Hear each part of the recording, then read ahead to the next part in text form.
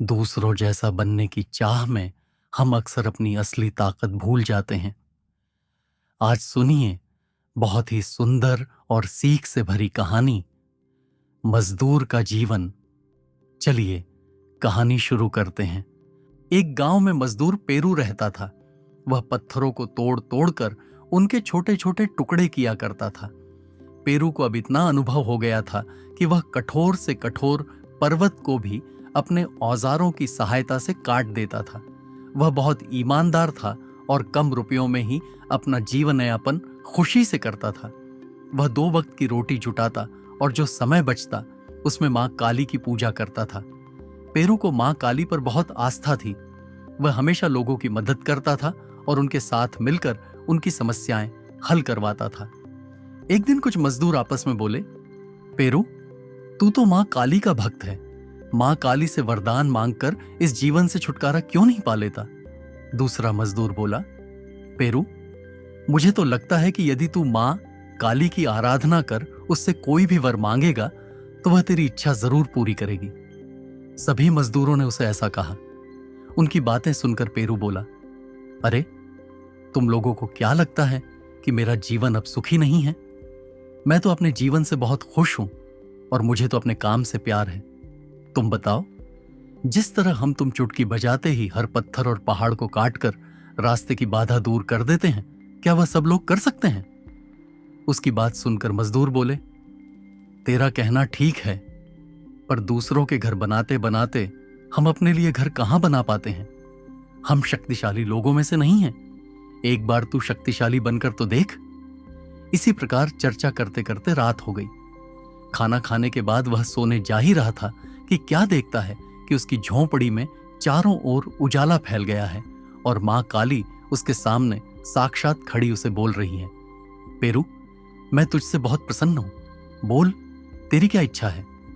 अचानक कुछ देर पहले हुई बात इस तरह सच हो जाएगी, यह यकीन तो पेरू को भी न था। उसने मां को दंडवत प्रणाम किया और फिर कुछ सोचते हुए बोला, हे मां, आप तो मुझे फल फूलों से लदा एक छायादार वृक्ष बना दीजिए। मुझे लगता है कि छायादार वृक्ष सबसे शक्तिशाली होता है। मां काली ने उसकी बात पूरी कर दी। कुछ ही देर में पेरू एक छायादार वृक्ष बन गया, लेकिन थोड़ी देर में ही उसे महसूस हुआ कि सूरज की गर्मी से उसके पत्ते सूखकर झड़ गए हैं। यह देखकर उसने सूरज की ओर देखा तो पाया कि वही सबसे शक्तिशाली है। अब उसने फिर से मां काली की आराधना की। मां काली बोली, कहो बेटा, क्या हुआ? पेरू बोला, मां, वृक्ष सबसे शक्तिशाली नहीं है। मुझे तो सबसे शक्तिशाली सूरज लगता है, जिसकी गर्मी से दुनिया दहल जाती है।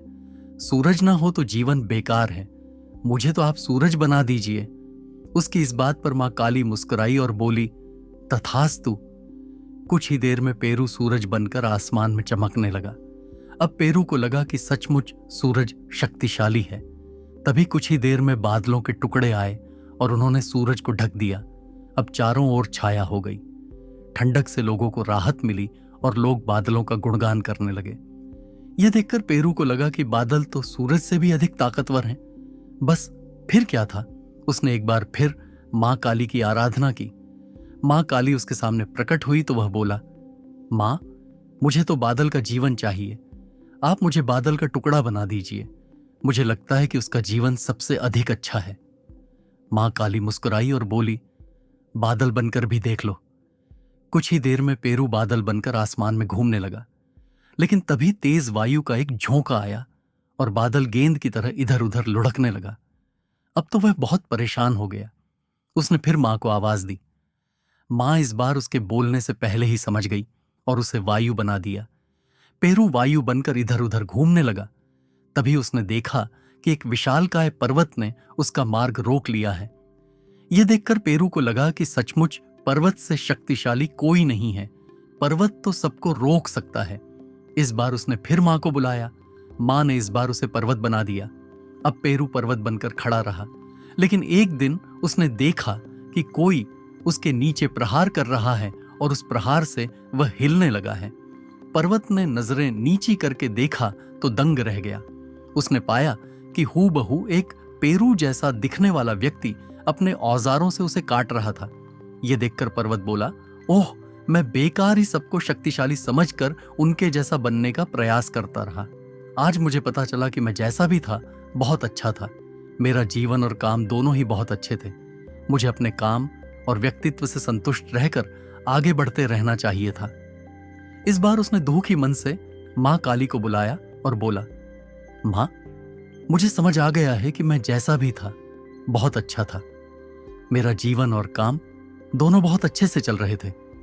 आप तो बस मुझे एक बार फिर से पेरू बना दीजिए। अब मैं आपसे कोई शिकायत नहीं करूंगा।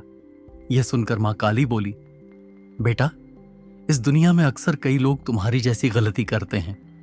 दूर से दूसरों को देखकर उन्हें ऐसा प्रतीत होता है कि उनके जीवन में सब अच्छा अच्छा है, लेकिन ऐसा नहीं होता। संघर्ष और मेहनत हर किसी के जीवन का पहला पाठ है।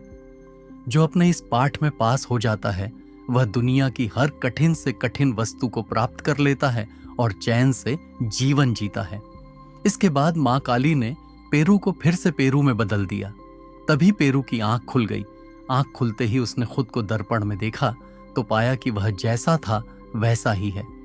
वह यह सोचकर मुस्कुरा दिया कि एक सपने ने उसके जीवन में बहुत बड़ी सीख दे दी है। अगर आपको यह कहानी पसंद आई हो तो वीडियो को लाइक करें और चैनल को सब्सक्राइब करना न भूलें। धन्यवाद।